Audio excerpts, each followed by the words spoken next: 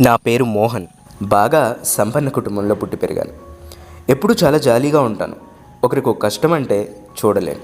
Friends అంటే ప్రాణం. మా బ్యాచ్లో ఏ ఒక్కడికి కష్టమన్నా అలా వాలిపోతానంటే నమ్మండి. స్కూల్ డేస్ అయిపోయి కాలేజీలోకి అడుగు పెట్టాక ఫస్ట్ టైం ఒక అమ్మాయిని చూస్తూ అలా ఉండిపోయాను. తనే సునీత. తన అందం ముందు అందం అనే పదమే చిన్నపోయేలా ఉంటుందంటే నమ్మండి.